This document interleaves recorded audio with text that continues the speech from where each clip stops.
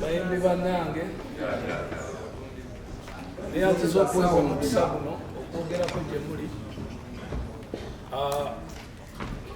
Industry ngibaddemu emyaka kati egisukka 25 era ng'omulimu gwe mmanyi okukola guli gumu gwa kuyimba. Bulamu bwange teri kye nakolereranga kuzimba industry so si kuzimba bebekulu. Mukwatagana ne Chameleone ne Bobi Wine kirooto kyaffe kyali kya kuzimba industry. Twali tukimanyi nti challenges zijja kujja mu bulamu naye twali twagala tuteekewo ettaffaali oba twali tukooya abayimbi okuva mu nsenda okuba nti be babadde bafunamu mu Uganda. Kyantwalira nze okupulaninga okutegeera nti tulina obuzibu bubiri. Twetaaga okuzimba ffe abayimbi ate twetaaga n'okukyusa entegeera y'abantu engeri gye batulabamu. Baleme tulabanga ba curtain raisers ng'abayimbi b'e Congo bazze. Baleme tulabanga ba curtain raisers nga Bajamaika bakoze eki bazze. Emyaka 7-10 egiyise kituukiridde nti kati industry e Uganda tugi owninga. Twasembayo kayanamu na ba DJ nga be bakyakalubya emigongo naye nabo ne bamala ne bakkiriza kati industry ne tugikwata mu ngalo ng'abayimbi. Mu bbanga lino erya COVID okusomoozebwa kubadde mu bitongole bingi mu sectors nyingi naye nga obulwadde obwajja sincerely speaking businga kuba industry emu mu nsi yonna eya entertainment ebuddako eya sports kubanga bukuba wali bantu bangi. So nali immediately nali ndowooza nti yes kirungi nze nkola ne government naye siri mu government naye nali ndowooza nti bw'oba olowooza ku bantu ababonaabona otandika n'abo abakoseddwa ennyo paka kwotuuka ku bakoseddwa kitono. Ka message ako kagende nga kalaga nti industry ezibadde zikuŋŋaanya ze ziri obubi naye ate ekizibu specifically mu Uganda 70% bavubuka bato nti ate industry ya entertainment ne sports zebbiri ezo zetise half of the young people mu Uganda. Nti nno bw'aba tali mu music ali ku kisaawe, bw'oba tomwagala ku kisaawe ajja kujja n'ennyondo street. So ntuusa okusaba kwange gy'oli nze nga Bebe Cool nina obusungu nyimiridde mu biti bibiri eby'omuyimbi obusungu mutima n'ebya promota. Bukyanga mbeerawo tebantegekangako, bukyanga nkola music neetegeka mbeera ne Tondeka Ekiwaatule, mbeera ne Golden Heart, mbeera ne East African Carnival ate nentambula ne Uganda nga nze ntaddemu. Okujjako okuddako emabega ku saidi y'abapromota n'abayimbi tuleme kulwanira nsonga yakuba nti bapromota bafuna zino babayimbi. Tulina ekizibu ng'abayimbi tulina okusooka okukyadressing nti nno tetubadde beetegefu, tetwetegeka kutambuza ddoboozi lyaffe nga bapromota bwe baakola kyabwe. Ffe wano ku association yaffe nga fiina okuyita meeting balabikako abantu 9 nga tetuyina eyali presidenti n'anoba, maama eyali amuddako n'atwalamu awo katono n'agenda Waikibeni. Omukazi oyo okugenda kwe nga neeza renti ezisasula office mwe tulina okukuŋŋaanya sobole okuwuliza amaloboozi gano tewali. Bano baana bato mubaggyeko ssente tebamanyi gye bayita kweorganizinga. You have to invest in organizing them. So awo yensonga lwaki twalemwa okukwasa eddoboozi lyerimu kubanga libakubaawo anti naffe twali badde promota wasabira $5 billion omuyimbi bamuwa 15.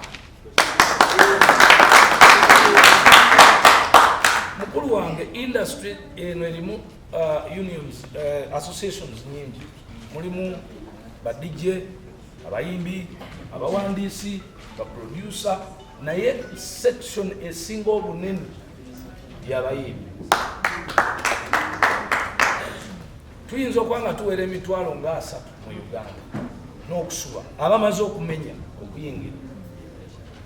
Naye if you're going to consider okubayamba, kyobula omwami oli ayogedde bulungi nti totuwa ssente naye tutetukola. Lwansonga kiyinza otukaluubirira okukubuulira kiki kye tufiiriddwa, naye nga byombi tubyaga.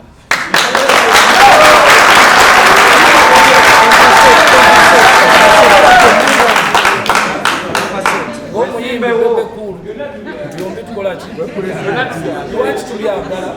Lwansonga waliwo bannaffe abalala ababifunye mu sectors zaabwe. Oba abasomesa bakwatiddwako, abalunzi bakwatiddwako.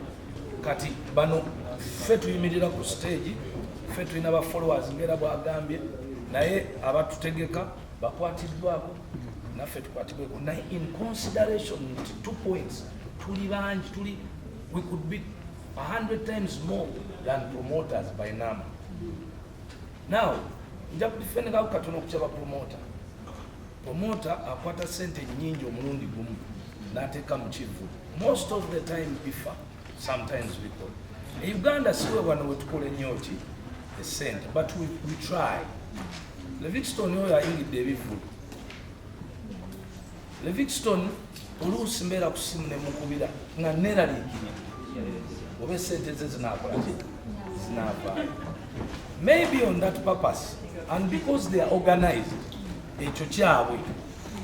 Naye mbasaba baganda bange, fiina mugerwa mulaba bwakuba akasimu n'abayita mutandika okujja okwetegeka okubeera organized. Kijja tuyamba okusobola okwanguya ensonga zino okuba nti bazikwatako mangu.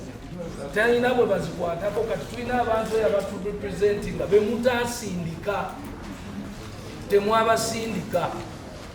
Esente ze musaba bwe zivaayo baziteeke ku akawunti yaani? Ani akulira UMA? Ani asayininga?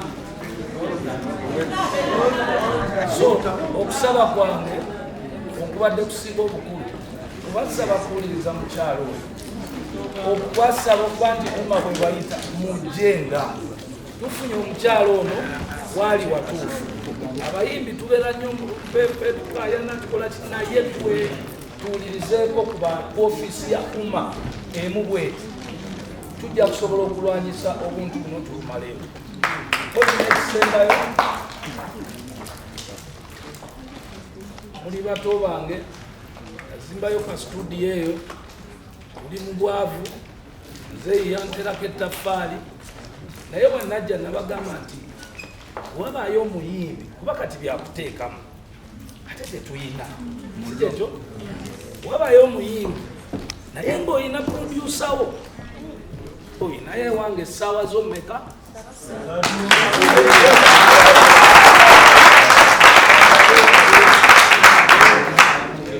Essaawa ze 3 ezo ojja okola oluyimba lwo ne producer wo, kyokola omufulumire kasita tojja naki asigala. Ekisembayo maama Nsaba kubuuza, nyinza kukwatagana nani okutuuka ku studio yo ssebo Muzeeyi Bebe Cool? ojja kukwatagana ne Roni, producer Roni oba Fiina, ngenda muwa ennamba oyo yennyini. Tulinze ekyo. Fiina ajja kituukiriza. Ekisembayo abaana bano nyimirira nabo, nange ndi muyimbi, naye Muzeeyi mutugambireko kuba nange njya mugamba, kubeera mugamba, naye nze ndaba mu kiti kyange, naawe akulaba mu kiti kyo ne maama. Naye mugambe nti bwe baba abatutegekera okuviira ddala mu minisitule, bwe baba nga tebatuinvolvinze mu programs ezitegekebwa, tebajja kutegeera bizibu byaffe webiri. So ne bwe banaategeka tebalabanga Katonda nga bo tebategedde bizibu byaffe webiri oba bizibu ki bye tulina. It means ekizimbe ekyo tebali mu kupanga kifu.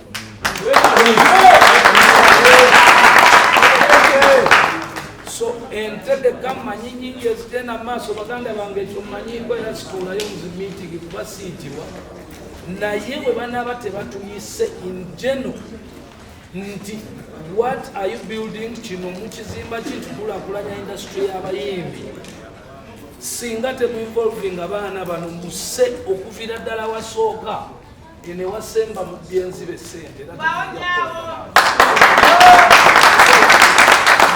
message egende ku projects zonna eza music ezirowoozebwako kubanga era ezo sizakusabiriza nti ffe tusabiriza. We only want to be organized by government. Tetufaayo na kusasula misolo no kasita tubanga tufuna okay tetufaayo kukola bintu bye tulina kukola kasita tubanga tuli seen as an entity, a business. Government gyesobola okufuna omusolo hence erina giprotectinga. Tetwagala kutusaba misolo kubanga ffe tutanaba kubeera organized.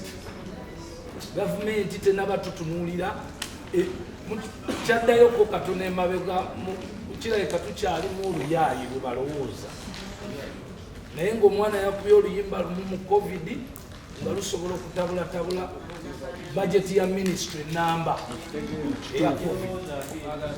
So tusaba mutu involving mu ntegeka eyo mutuyite through one association baganda bange tukkirize tubere mu association ki ya umma mutuyite through umma tujenga naye tusaba mutufandingire office abakulembeze baffe baleme kubeera nga badduka ku street tebalina n'amazzi omwana aleetedde mu kaveera wano.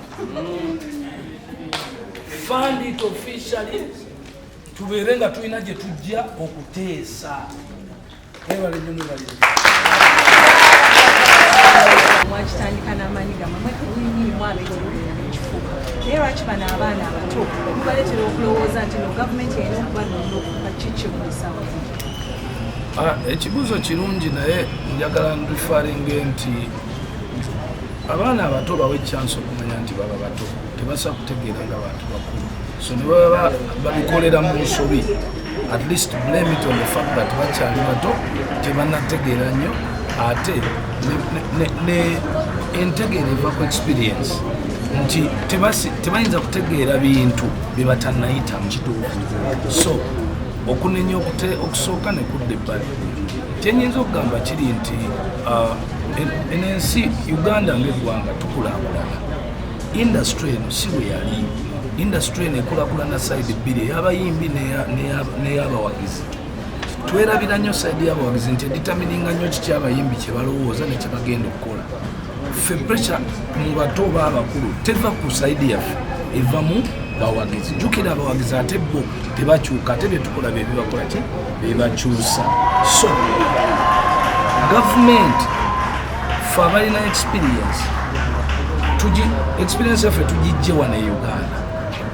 Bwe natandika okukola ne President Museveni intention yange yali nti bwe musembere nsobola okumuwa tips ekizibu kyange kyeki. Ebiseera ebisinga nsirika siri mu association kubanga interests zaffe zireka okubanga mu beginning abantu baalizi misunderstandings. Naalize ku ssaawa eno singa okulonda kubaddewo after okugaba ssente naye naalize neneesimbawo ne ngana naye manyi kantwale industry eno kuba ngitegeera ate bato bange bampa ekitiibwa naye sisobola lwansonga nti waliwo essente ezijja muki mu kasero ekiyinza okuleeta bomu neekola ki neyabika kati eyo yentegeera. So oluvannyuma ng'ebyo bivuddewo nsobola okujja then nemba nga nsobola okuteeka ebintu ku mmeeza ebiddamu ekibuuzo kyo on behalf of abayimbi abato kubanga at the end of the day kiri eri government yeyina okulaba nti for example byoyagala bategeere bakole seminars nga tonnaba kukola structure nyonnyola structure kyeki abayimbi 9 ku 10 tebasoma tebamanyi what you're saying, structure, union, association, ego, bakitwalanga group. Okay? So, obutasoma sijja kiteeka ku muntu yenna, abantu bangi mu sectors nyingi abatasoma. But at least there are seminars that can help to organize them to understand what they are going to vote for in an association, to understand what a structure means. Madam Sylvia has said it's very good to see me nga bayimbi. Naye tasobola cooperatinga OWC directly Bebe Cool. Operating anga structure, mu structure. Chetufudde emabega nga tulwanira naye twalina abantu bangi nnyo aba taking advantage of our ignorance and innocence as musicians. But now, as nga batugenda nti Uganda ezze kulaakulana, kati tutuuse we tuli nolaba nti abaana kati bategedde nti twetaaga okuba nti tuli wamu. Era suubira nti wajja kuddayo kubayo ekibiina ky'abayimbi ekirala ekikompitinga neki ne UMA. Kakati now the question is, can everyone register in UMA? And when they call for meetings, can you come? And those meetings, can they also be seminars quickly, so that in seminars oyigiriza omuntu nti structure twetaaga association y'abayimbi bagiyita UMA. Ebe waliwo association y'aba DJ bagiyita DJ Ugandans. Waliwo ey'abawandiisi, waliwo ey'aba never promoter actually balina kubirunginga mu UMA as promoters. Tebalina kwetongola kubanga omulimu gwabwe mukwate directly kuffe.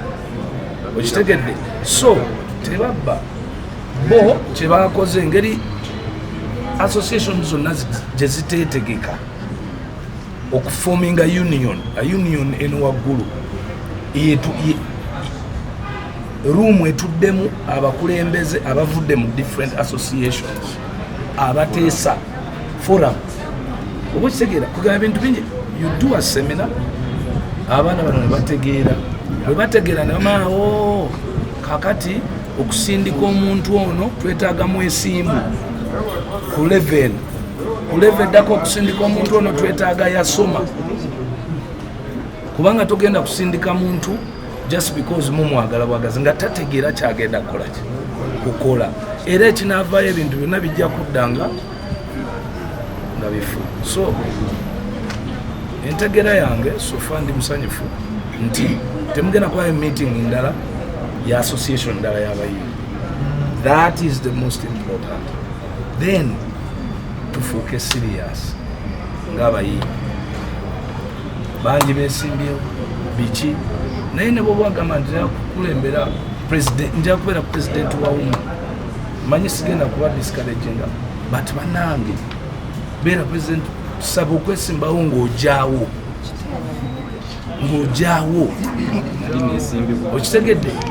Kyetugamba tetugamba nti obukulembeze busaana ayinawo, no, tugamba experience nga bebe bwe naaba n'ekizibu ojja kusobola otegera ekizibu ky'omuyimbi w'emyaka ameka 3 nga agenda gaba n'ekizibu otegeera w'emyaka 10 nga n'ono atandika oba omutegeera. Kati president wa UMA bw'abanga ali 22 years old anaakubira atya owa Afrigo okujja mu meeting? Amanyi n'okwogera be boogera ne Moses Mato meeting ozeetaga nga zijjudde. So ebintu bino byonna tubiyigira mu seminars nga tonnaba basindika kugenda kwesimbawo. Owa 22 n'amanya n'agamba nti ngenda mu marketing eyo nze nja kuba akalaaca kuba nkyayina amaanyi. Okitegeera? So that's how leadership seminars. Era nga mmanyi nti ne bwe banaddamu ne balonda wagenda kubaawo obuzibu kubanga ensonga ezo tebannaba zitegeera bo nga bo. Okitegedde? Naye ekiro ensobi njikanyuga eri gavumenti erina okufandinga office y'abayimbi if they want something organized, because when you fund an office then ogiwa guidelines. Nogamba wano waliwo kasente mbawa $2,000,000 buli mwezi, mwina okukola nga seminars mbawadde emyezi 3.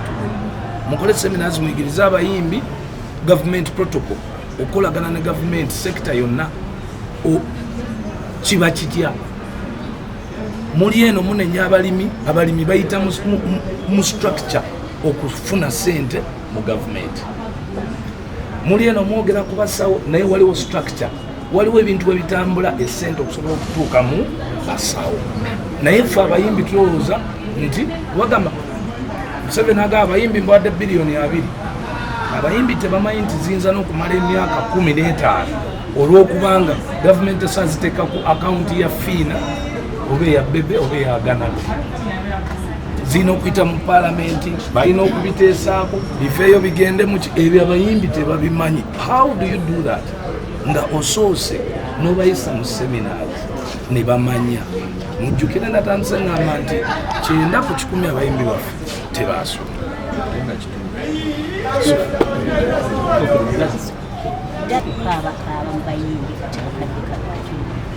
Nze ndowooza eddagala erisinga obukulu erina kuba presidential directive. If the president wakes up in the morning and says nti njagala nze mba neerondera omuntu akulembera abayimbi mu ttaamu eno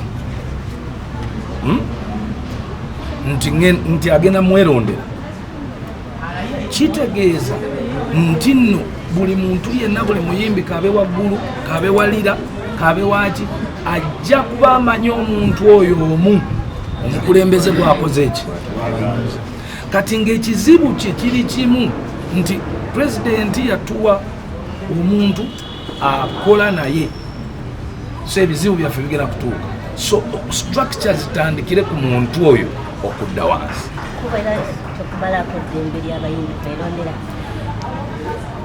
Saagala kuzzaayo ku nsonga y'entegeera. Bw'oba oyamba abantu focusinga nnyo ku kusolvinga ekizibu kyabwe first bategeere. Omuntu okwerondera nga tamanyi kyalonda kikugasa ki? Okay? Bye bizibu byolaba ne gavumenti byeyitamu okulonda abakulembeze. Oli n'alonda mukwano oba pate n'atalonda omuntu aderivaringa. Kati yo omukulembeze akimanya nti nze okukwata biliyoni 4 okugateeka mu projekiti y'abayimbi neetaaga omuntu amanyi how finances operate, amanyi nti meeting ngeno bwebaawo wabaawo lawyer, amanyi it. So when you pick omwana ng'ono n'omufuula president, ekibiina oba okikotogera naye ate omwana sitakoze ensobi kwesimbawo kubanga bataddewo obuteesi nti mwesimbewo. Tewali guidelines, tewaliwo kigamba nti oba omuntu ku level ey'okwesimbawo ono alina kuba wa myaka gino, experience yabbanga bweriti, alina okuba nga asasudde emisolo, alina okuba nga akoze bwati, because this sector must be streamlined well. Bino batubivuddeko tukumanyi omusajja w'omutima omulungi era oguyamba ozze okoze kyayita bingi eziyamba naddala abalwadde. Tulina obudde buno omukyala ebindavu mulwadde yakoze kawaashi ye tewala biseeko kiki salabiseeko kubanga abalwadde bangi mu nsi era nange gye nabadde ku mwana wange nga teyaliyo Saturday wa Saturday namala olunaku lwonna nga ndi ne muwala wange biyata gescreen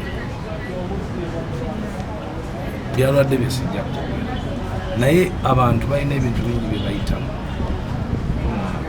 Esaala yange Evelyn mukifaani wange nnyo naye mu bantu abadde bamunoonyeza obuyambi mbeerayo mu nsonga kuba saagala kuvaayo naye nze obutajja ku kawash ate tekikyusa mitima gy'abantu balina kuyamba Evelyn. Okay? Ye engeri gye njagala abantu batandike okumanya nti bantu bangi abagenda okuyamba oba abayamba naye tebaviirayo lwakuba nti bazzewo. So ebirime kuba nsonga nze obutaba wakyali ekibuuzo obadde osirise nnyo ya bulletproof. wali ekibuuzo ekirala njagala twogere ku nsonga ya studio through artists. Is it the old or the committee? all those things should be able to come up nga nga association esobola okuexistinga. How does it exist?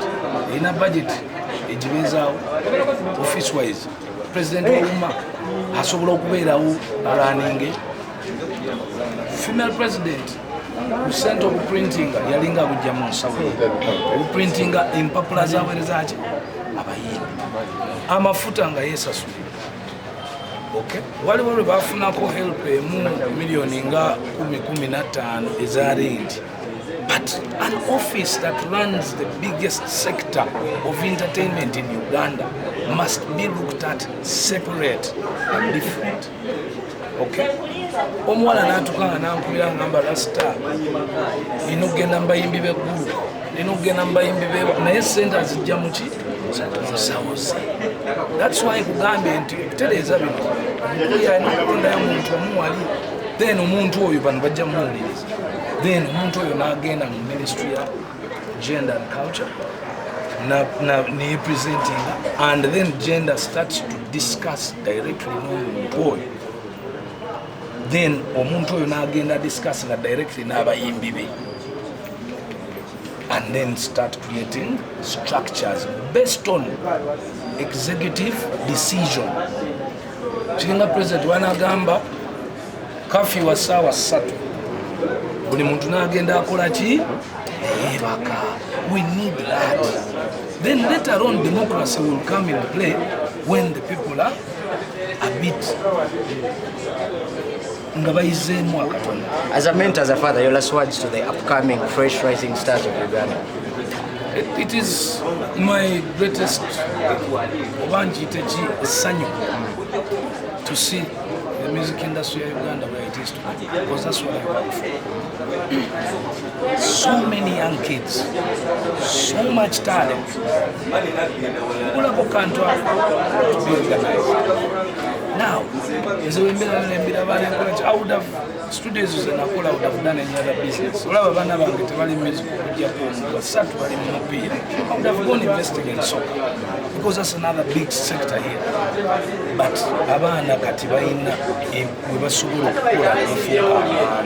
if me and Chameleon and Bobby Wine are people in this country, then a sector is able to fool anybody, anything.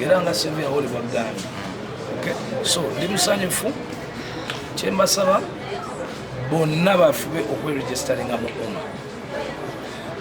Make sure nti oli registered. Then mujje mu meetings zino information esinga gyebeera. Okusinga okubeereyo ne mukayana. Please. Nze guno gwe mulundi gwange gusoose okujja because mba neewala nnyo okubeera mu groups obanzi bayita meeting nga babeera mu kaya. Naffe twagala tubeere ng'abasawo organized. Kale bali baasoma bamanyi ekigambo organized. Naye tulina okufuna level of respect and organization amongst ourselves. Thank you so much.